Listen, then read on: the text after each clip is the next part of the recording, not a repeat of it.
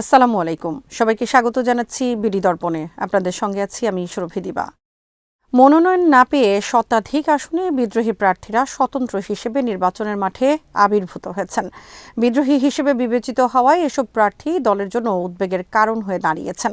বিশ্লেষকদের মতে বিদ্রোহী প্রার্থীরা শেষ পর্যন্ত মাঠে থাকলে ধানের শীষের বিজয়ে প্রতিবন্ধকতা সৃষ্টি করতে পারেন। তাই নির্বাচনের মাঠ থেকে তারা যাতে সরে যান সেজন্য দলের পক্ষ থেকে নেওয়া হয়েছে নানা উদ্যোগ। বিএনপির পক্ষ থেকে এরই মধ্যে সারা দেশে দলের স্বতন্ত্র বা বিদ্রোহী প্রার্থীদের তালিকা সংগ্রহ করা হয়েছে। এরই মধ্যে সিদ্ধান্ত অমান্য করে জোট এবং ধানের শীষের বিরুদ্ধে প্রার্থী হওয়ায় 9 নেতাকে বহিষ্কার করেছে বিএনপি। অন্যান্য আসনেও যারা বিদ্রোহী প্রার্থী হয়েছেন তাদের বিরুদ্ধেও শিগগির সিদ্ধান্ত নিতে যাচ্ছে দল। এদিকে একটি সূত্র বলছে, বিগত আন্দোলন সংগ্রামে ত্যাগের কথা বিবেচনায় এসব নেতার ব্যাপারে দল এখনও নমনীয়। তাই চূড়ান্ত সিদ্ধান্ত নেওয়ার আগে তাদের বুঝিয়ে নির্বাচন থেকে সরানোর চেষ্টা করবে বিএনপি। এজন্য প্রাথমিকভাবে দলের সাংগঠনিক সম্পাদক সহ সংশ্লিষ্টদের দায়িত্ব দেওয়া হয়েছে। প্রয়োজনে বিএনপির ভারপ্রাপ্ত চেয়ারম্যান তারেক রহমান নিজেও তাদের সঙ্গে বসতে পারেন। এক্ষেত্রে আগামী 20 জানুয়ারি মনোনয়নপত্র প্রত্যাহারের শেষ দিন পর্যন্ত দেখবে বিএনপি। তারপরও নির্বাচনের মাঠে থাকলে তাদের বিরুদ্ধে বহিষ্কারের মতো কঠোর সাংগঠনিক ব্যবস্থা গ্রহণ করবে দল। বিএনপির প্রত্যাশা, তাৎক্ষণিক সিদ্ধান্তে স্বতন্ত্র হিসেবে মনোনয়ন জমা দিলেও অভিমান ভেঙে তারা শেষ পর্যন্ত নির্বাচন থেকে সরে দাঁড়াবেন। এর মাধ্যমে সবার সম্মিলিত প্রচেষ্টায় আগামী নির্বাচনে ধানের শীষের বিজয় নিশ্চিত হবে। এদিকে স্বতন্ত্র বা অন্য কোনো ব্যানারেও বিএনপির নেতারা নির্বাচনের মাঠে থাকুক সেটা চান না দলটির সঙ্গে আসন সমঝোতা হওয়া যুগপৎ জোটের প্রার্থীরা। সংশোধিত আরপিও অনুযায়ী যারা তাদের নিজেদের প্রতীকে নির্বাচন করছেন তারা বলছেন, জনপ্রিয়তা এবং সাংগঠনিক শক্তি বিবেচনায় বিএনপি বৃহৎ রাজনৈতিক দল। সেই দলের নেতারা স্বতন্ত্র প্রার্থী হয়ে নির্বাচনের মাঠে থাকলে সেটা তাদের জন্য ফল বিপর্যয়ের কারণ হতে পারে। নির্বাচন সামনে রেখে একাধিক মাঠ জরিপের ফল বিশ্লেষণ এবং দলের সম্ভাব্য সব প্রার্থীকে নিয়ে ঢাকায় বৈঠকের পর কেন্দ্র থেকে মনোনয়ন দেয় বিএনপি। দলের পক্ষ থেকে জানানো হয়, একাধিক প্রার্থীর মধ্য থেকে সবচেয়ে যোগ্য প্রার্থীকেই মনোনয়ন দেওয়া হয়েছে। তবে 2 দফায় 272 আসনে দলীয় মনোনয়ন ঘোষণার পর প্রার্থী পরিবর্তনের দাবিতে শতাধিক আসনে বেশ কিছুদিন ধরে বিক্ষোভ মিছিল অনুষ্ঠিত হয়। এ অবস্থায় শেষ মুহূর্তে 15টির মতো আসনে প্রার্থী পরিবর্তন করে বিএনপি। পরে কেন্দ্রের সিদ্ধান্ত না মেনে শতাধিক আসনে স্বতন্ত্র বা বিদ্রোহী প্রার্থী হিসেবে মনোনয়নপত্র দাখিল করেন বিএনপি নেতারা। এর মধ্যে যাচাই বাছাইয়ের পর নির্বাচনের মাঠে এখনও শতাধিক নেতা রয়ে গেছেন। গত 29 ডিসেম্বর ছিল ত্রয়োদশ সংসদ নির্বাচনে মনোনয়নপত্র জমা দেওয়ার শেষ দিন। এর পরদিনই দলের সহ আন্তর্জাতিক বিষয়ক সম্পাদক ব্যারিস্টার রুমিন ফারহানা জাতীয় নির্বাহী কমিটির আরও 4 সদস্য সহ 9 জনকে বহিষ্কার করে দলটি। আসন্ন ত্রয়োদশ সংসদ নির্বাচনে শরিকদের জন্য 16টি আসন ছেড়ে দিয়েছে বিএনপি। এর মধ্যে জমিয়তে উলামায়ে ইসলাম বাংলাদেশকে 5টি, গণতন্ত্র মঞ্চকে 3টি, জাতীয়তাবাদী সমমনা জোটকে 1টি, গণ অধিকার পরিষদকে 1টি আসন ছেড়েছে। এদের মধ্যে নিবন্ধিত শরিকরা তাদের নিজেদের প্রতীকে নির্বাচন করছে, আর অনিবন্ধিত শরিকরা বিএনপির ধানের শীষ প্রতীকে ভোট করছে। সমঝোতা অনুযায়ী বিএনপি সেখানে তাদের দলীয় প্রার্থী দেবে না। এছাড়া বিজয় নিশ্চিতে কৌশলের অংশ হিসেবে শরিক কয়েকটি দলের নেতাদের বিএনপিতে যোগদান করিয়ে ধানের শীষ দেয়া হয়েছে। তাদের মধ্যে 2-3 জন নিজেদের দল বিলুপ্ত করে বিএনপিতে যোগদান করেন।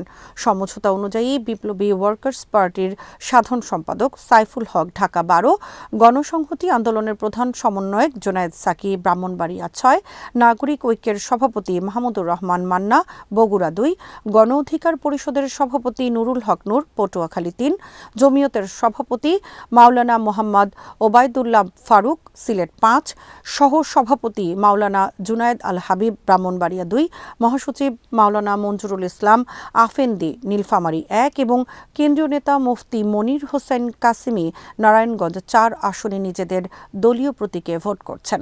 এছাড়া 12 দলীয় জোটভুক্ত অনিবন্ধিত জমিয়তের যুগ্ম মহাসচিব রশিদ বিন ওয়াক্কাস যশোর 5 আসন থেকে ধানের শীষ প্রতীকে নির্বাচন করছেন। অন্যদিকে বিএনপিতে যোগ দিয়ে গণ অধিকার পরিষদের রাশেদ খান ঝিনাইদহ 4, এলডিপির রেদওয়ান আহমদ কুমিল্লা 7, বাংলাদেশ এলডিপির শাহাদাত হোসেন সেলিম লক্ষ্মীপুর 1, বাংলাদেশ জাতীয় দলের সৈয়দ এহসানুল হুদা কিশোরগঞ্জ 5, এনডিএম এর ববি হাজ্জাজ ঢাকা 13 থেকে ভোট করছেন ধানের শীষে।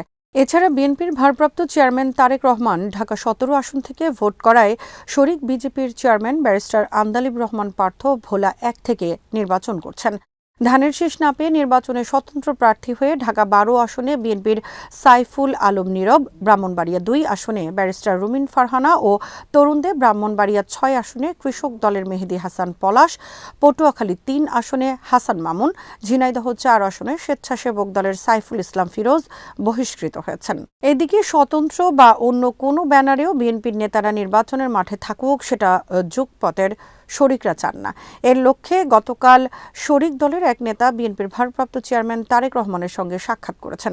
সংশ্লিষ্ট সূত্রে জানা গেছে, ঢাকায় তার আসনে থাকা বিএনপির বহিষ্কৃত স্বতন্ত্র প্রার্থী যাতে কোনোভাবেই নির্বাচনের মাঠে না থাকেন তা নিয়ে তারেক রহমানের সঙ্গে কথা বলেন তিনি। ঢাকা ১২ আসনে বিএনপি সমর্থিত যুগপথ জোটের প্রার্থী ও বিপ্লবী ওয়ার্কার্স পার্টির সাধারণ সম্পাদক সাইফুল হক বলেন, আমরা চাইব বিএনপির সাথে আসন সমঝোতার ভিত্তিতে যুগপথ আন্দোলনের শরিকরা নিজেদের দলীয় প্রতীকে যেসব আসনে নির্বাচন করছেন সেখানে কোনো ব্যানারেই যেন বিএনপির কোনো প্রার্থী না থাকেন।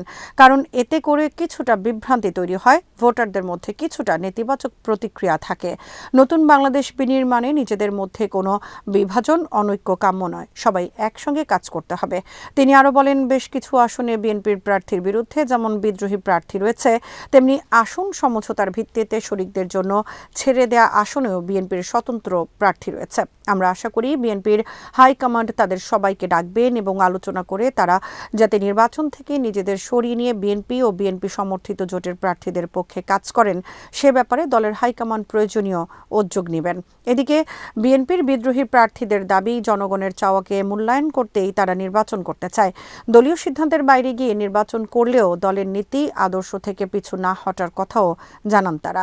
ব্রাহ্মণবাড়িয়া ২ আসনটি জমিয়তের সহ সভাপতি মাওলানা জুনায়েদ আল হাবিবকে ছেড়েছে বিএনপি। এ আসনের স্বতন্ত্র প্রার্থী ব্যারিস্টার রুমিন ফারহানা বলেন, একজন রাজনীতিবিদ যখন মানুষের কাছ থেকে তার ফল পাওয়া শুরু করে তখন কোনো দল বা গোষ্ঠী তাকে এন্ডোর্স করল কিনা সেটা গুরুত্বপূর্ণ নয়। কুমিল্লা ২ আসনে দলের বিভাগীয় সাংগঠনিক সম্পাদক অধ্যক্ষ সেলিম ভূঁইয়াকে প্রার্থী করেছে বিএনপি। এ আসনের স্বতন্ত্র প্রার্থী এম এ মতিন বলেন, আমি এসেছি জনগণের জন্য, জনগণের পক্ষে, জনগণকে রক্ষার জন্য। নাটোর ১ আসনে বিএনপির মিডিয়া সেলের সদস্য ফারজানা শারমিন পুতুলকে প্রার্থী করেছে দল।